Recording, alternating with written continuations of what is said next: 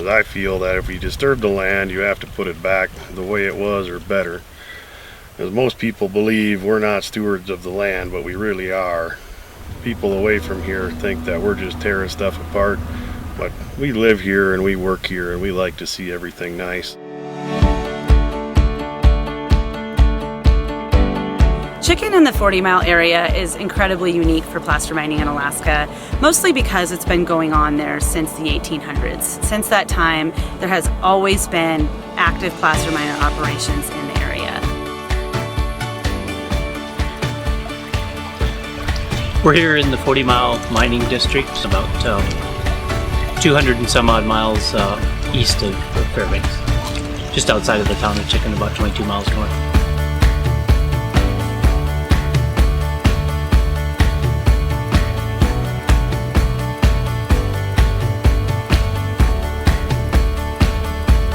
This is a very unique area, wonderful history. The Fortymile mining district, this is the one place where you have a wild and scenic corridor with an active mining district for over 130 years. Gold was the enterprise and the industry of the Fortymile. The Fortymile was one of the very earliest gold discoveries on the whole Yukon Basin. 1876. It was discovered on Bonanza Bar. Placer mining, or mining in Alaska, is kind of the family farm of the North. It's something that's been in Alaska for a long time.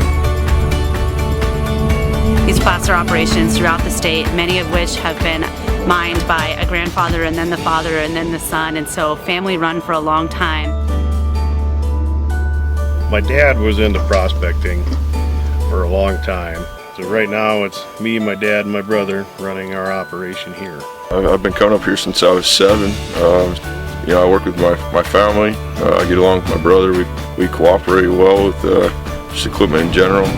But gold mining, I mean, it's pretty cool. Placer gold is gold that has been transported from its original source, generally by water. Placer mining is digging a hole, and it's in the sand and gravels, and you're going to remove the gold that's been mixed in with the sand and gravel over time, and you process that sand and gravel through a wash plant, and you recover the gold as your main product, and all your byproduct is the sand, gravel, and other dirt material that you pulled out, and you use that as part of your reclamation to kind of button everything back up. Just like the old timers did 130 years ago, we moved the material, the overburden away to where the pay is at.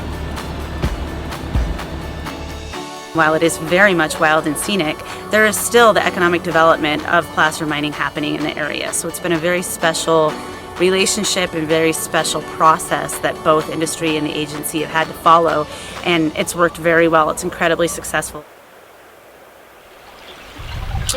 In Alaska, one of the things that BLM manages is the stream and riparian areas. We've got about 118,000 miles of stream, and I know they say it's a big state, and it definitely is. I guess one of the things I think of in regards to responsible development is that an operator is coming in to be able to mine the land, but then when he's done, he's got to be able to put it back. Miners have the right to mine under the 1872 mining law, but they also have a responsibility to reclamation.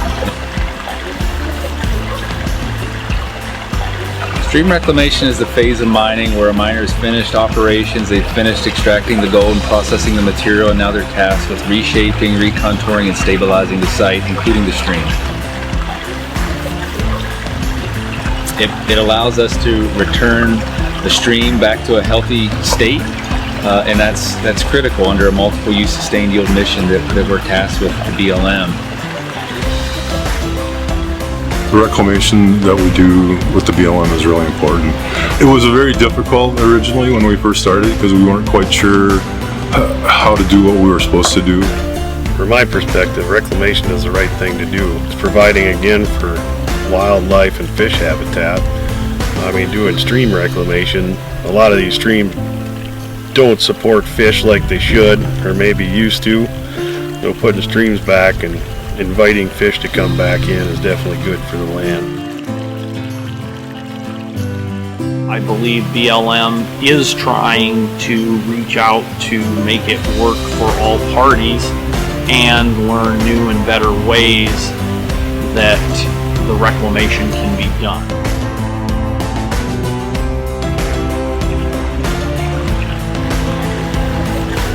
We've seen streams that were mined 50 years ago struggle to recover even after such a long period of time. But remining these same areas using current science and a more deliberate design approach for the stream, what we're seeing are habitats that recover almost instantly. BLM Alaska has developed some tool sets to help miners with construction.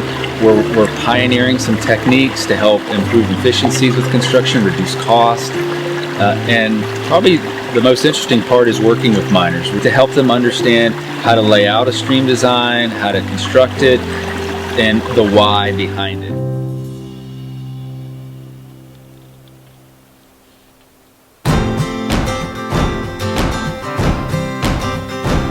Working with BLM for us has been fairly easy.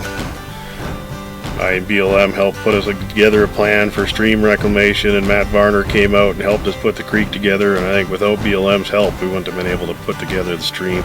And I think if we're successful, it means the BLM's successful.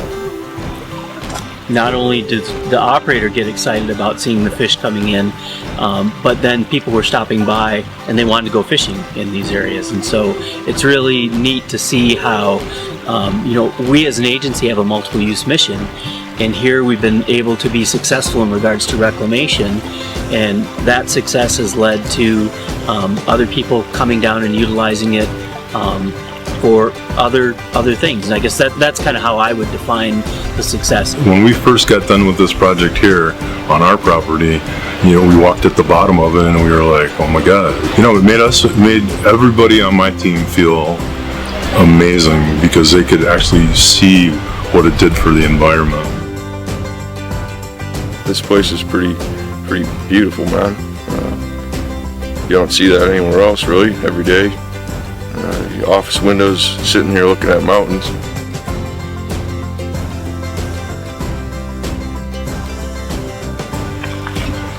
They have operators that are getting excited about doing things that are right because it's part of their lifestyle and it's part of what they want to do because they want to do the right thing. That's what's exciting, and to get our staff to work together to help operators be successful so that we as an agency are successful, that's very empowering to me.